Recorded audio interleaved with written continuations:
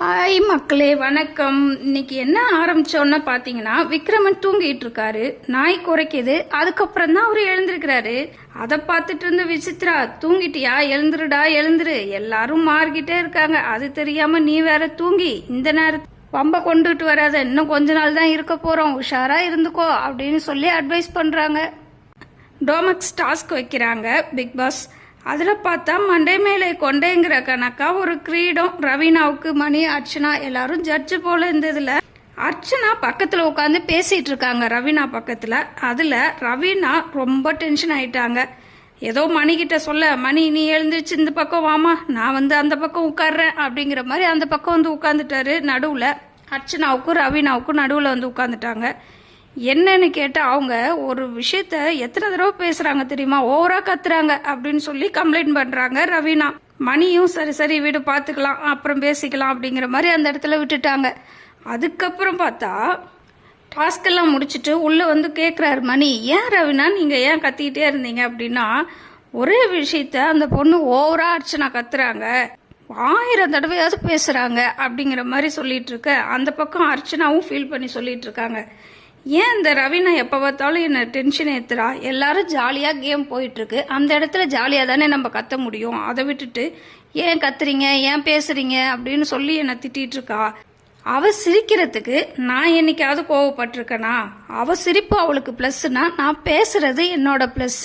அதை ஏன் அவ தப்பா புரிஞ்சிட்டு இருக்கா?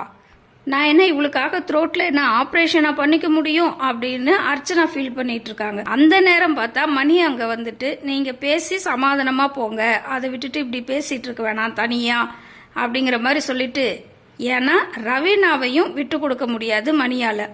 அதே நேரத்துல பெரிய பிரச்சனையில ரவீனா சிக்கிக்காம காப்பாத்தணும் அப்படிங்கிற நினைப்புல வந்து பேசிட்டு இருக்காரு. இந்த இடத்துல பார்த்தா பாவம் மணி படுற பாடு அப்படிங்கிற மாதிரி தான் சொல்ல தோணுது. அந்த ரவீனா கிட்ட மாட்டிக்கிட்டு படாத பாடு படுறாரு மணி.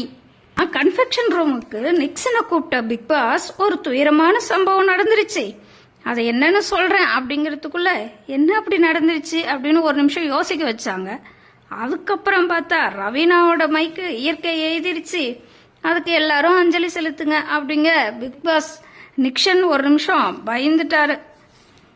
சரின்னு பார்த்தா அவரும் எடுத்துட்டு வந்து எல்லாரும் அஞ்சலி செலுத்த வாங்க, உங்களை பிக் பாஸ் கூப்பிட்டு இந்த மாதிரி சொல்ல சொன்னாங்க. ரவீனாவோட மைக்கு வந்து இயற்கை எழுதிருச்சுன்னு சொல்லிட்டு இருக்காரு.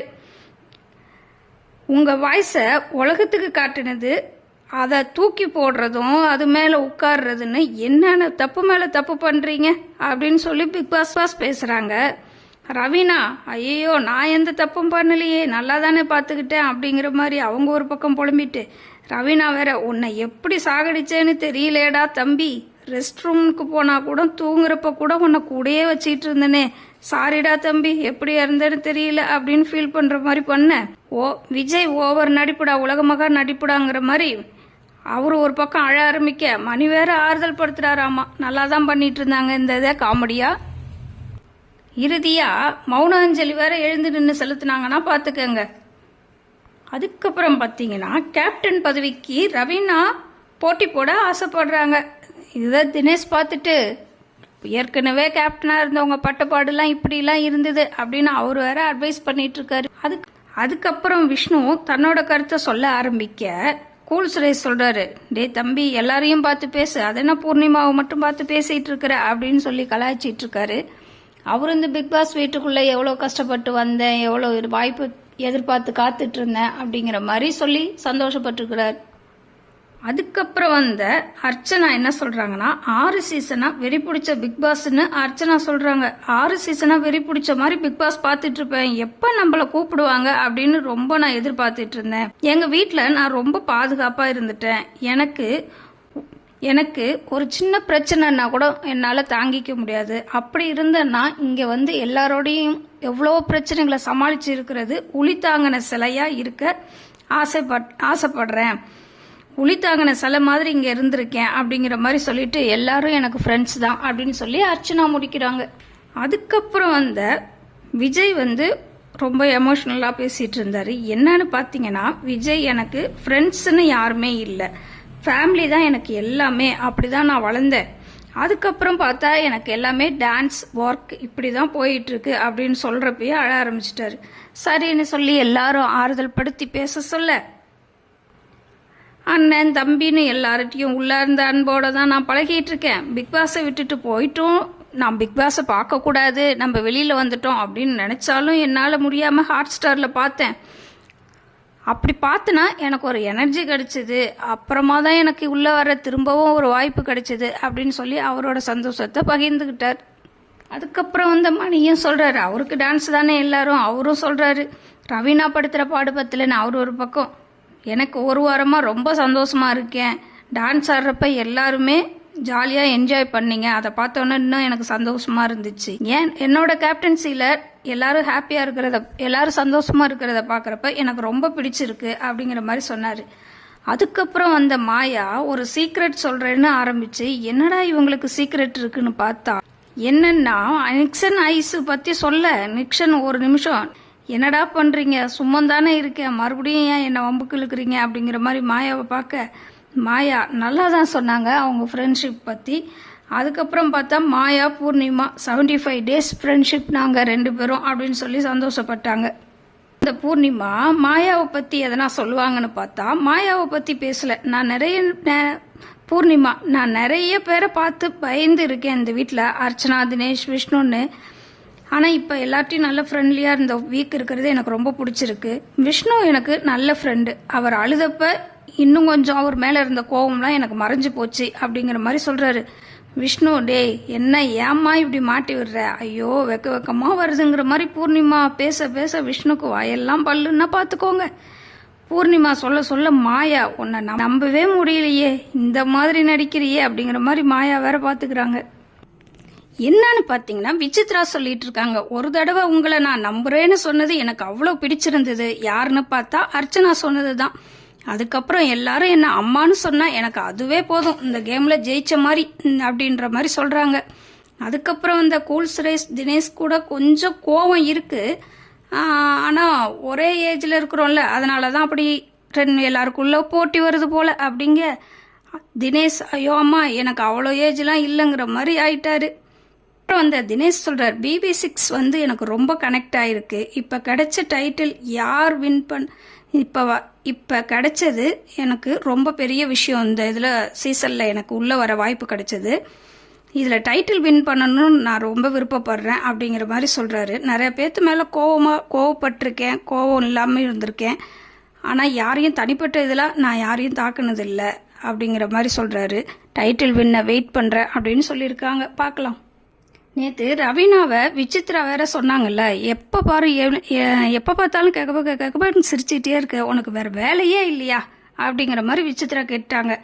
அதுக்கு இப்போ ரீசன் சொல்கிறாங்க, மணி வெளியே போகிறப்ப நான் அழுறேன்னா அது என் ஃப்ரெண்ட்ஸ் என்னோட ஃபீலிங்ஸை ஷேர் பண்ண ஒரு ஆளுன்னா அது மணி, அவர் வெளியே போனதுனால நான் அழுறேன், அப்புறம்லாம் எனக்கு ஒன்றும் இல்லை. அதுக்கப்புறம் நான் ரொம்ப அன்பு வச்சிருக்கிறது யாருன்னு கேட்டால் அர்ச்சனாக்கா அப்படிங்க.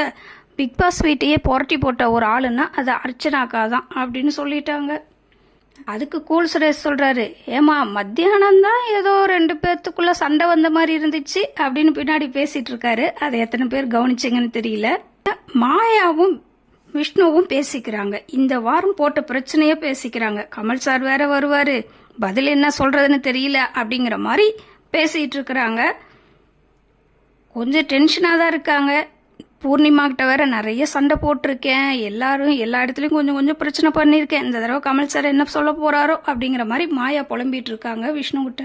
அதுக்கு விஷ்ணு சொல்றாரு, எதுவுமே விளையாடாத விசித்ரா, தினேஷ், விக்ரமன் எல்லாம் உள்ள இருக்கிறாங்க, அவங்களுக்குலாம் லக்கு தான் பாருங்க, இல்லைன்னா எப்பயோ வெளியே போயிருக்க வேண்டியவங்க அவங்களாம் அப்படிங்கிற மாதிரி பேசிட்டு இருக்காங்க.